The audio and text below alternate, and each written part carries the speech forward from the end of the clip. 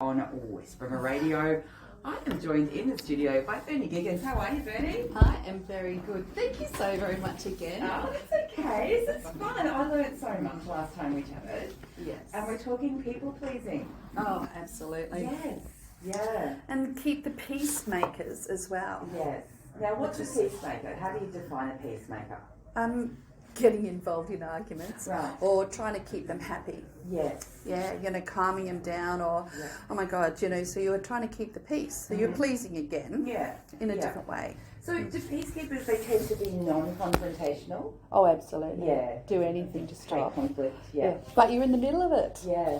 Yeah. Amazing. Yeah, and you tend to absorb their energies as well when that's happening too, like because you don't want that negative. Oh, the friction. Yeah, it's horrible. No, it's itchy. Yes, yes, it is. Panic. Yes. Oh my God. Just calm down. Everyone be nice to each other. We'll just get along. Like, Where we should be minding our own business and leaving them fine if that's what you want to do. Find it out. That's not my problem. Yeah. But it's hard, isn't it? It's a really hard habit to break. Yeah. You've got to get into, you really have to learn what's mine is mine and what's yours is yours. Yeah. But we've been enmeshed. Yeah. That's how we've been brought up as kids, especially childhood trauma. You'll end up, that's the way you've lived. Yeah. You wanted to be liked, you wanted to be accepted, you want to be approved for you, because but you learnt, you're not, I don't like you like that, so change it. I don't like you like that, so change it. So you go, I don't know who I am. No, it's really hard, isn't it? Because finding your identity anyway is tough as a kid and as you're growing up. Yeah. But then you throw this people pleasing into it as well, and you sort of more focus on other people's emotions and identities than your own. You're a chameleon. Yeah. Anything to get to be liked, or like we were talking about the other day. People pleasers. 96% of the people like us, but we have to go for that last 4%. Yes. Why doesn't my God! Why don't they like me? Why? What can I do? If we use the energy in a bit different way, amazing stuff for us. But again, it's like in a mental addiction. Yeah. You just don't realise until you talk to somebody and you go, but it takes one to know one. Yes, yes. So. And then it's not till I talk to you that I'm like, oh my gosh, that makes so much sense. Okay, now I get that. Why? Right. Because as kids, we're taught to be peacemakers a lot of the time, aren't we? Like, we don't fight in the playground, share stuff, don't have conflict. So I think a lot of us do grow up with that kind of mindset, right? Yeah. But it's time now. But that is actually controlling us, constricting us in adulthood, and we just don't realise how draining that is. Like it is, and that's why most people pleasers and empaths have to go away, and it's almost like find the bat cave to recharge. Just leave me alone. You and I were doing a day, not touching anything, not doing anything, just to recharge our batteries. We just don't realise as an adult, we're the Energizer bunnies all the way through without realising it, and now we're just like, I need to go to the back cave. The other people don't even know that you've been doing all of this work on their behalf. No. So you're depleted and they're just going about their business. Yeah. But the other part is that is just one person. They've got no idea how many other people you serve. Yes. And you're a servant too. Yeah. You're a doormat too without, if it's hard knocks. You are a doormat. You're not appreciated. No. It's time now to get help. Stop it. And then what's mine is mine. Yeah. What's yours is yours. They're not going to die.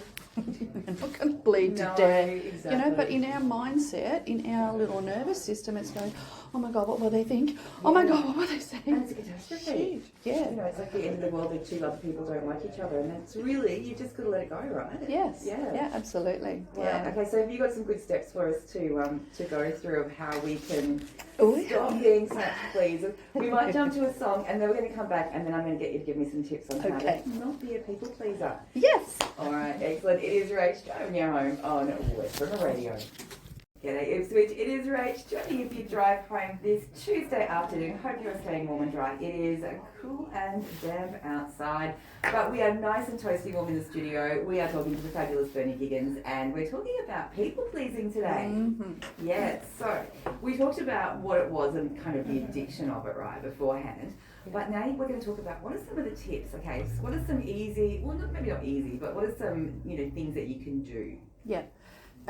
Just to watch, we were just talking before about how many we actually serve. The people don't realise how much energy it goes into, well, we're thinking, we're in our heads most of the time. Yeah.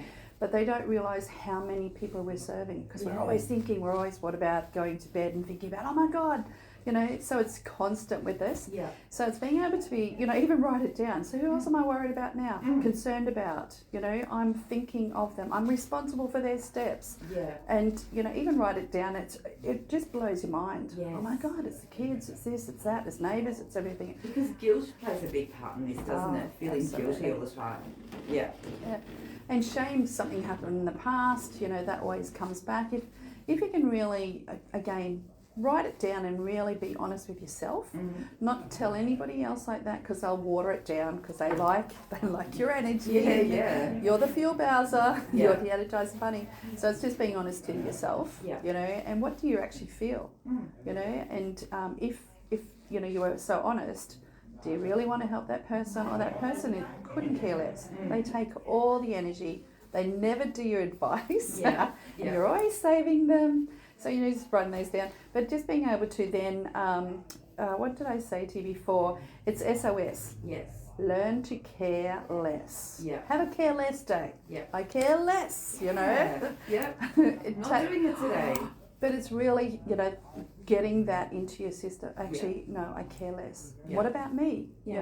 And have a look at how much you serve to other people and how much you won't allow other people to help you anyway. Yeah. It's really hard to accept help. Yes. That's a real chronic people pleaser. No, that's okay, that's fine, I'll do it myself. Yeah. Meanwhile, you're flogging yourself again. So it's just care less, but care more for you. And writing things down, I think, is a really good tip as well, because if you write these down of all the people that you're worrying about, it might suddenly seem like a bit ridiculous almost, a bit like, oh, why am I worrying about that? Yeah. The other thing with worry is the more that you fear and you worry, you've got no good side, then you create it. Yeah. Oh my God, my kids are going to drive the car, they're going to crash into someone. I'm going, will you stop it? Just make sure that they know they're safe, it's all good. Yeah. The more that you worry and you haven't got a good side of it, if this happens, that's going to be great. But us as worriers, we go, oh my God, I've got to do this for them, I've got to do that with them. Please have an option, the fear and the love, or the fear and the good side of stuff. Yeah. If you always have that back up, and then put that back out there, put that more than fear, the better off it is for everybody. Yeah. All right. Just these little tips. Again, write it down. When it's written down, when it's in your head, you can only retain them so much in your head, but then it repeats. I forgot. It's the 51st dates. Oh, that's right. The next day.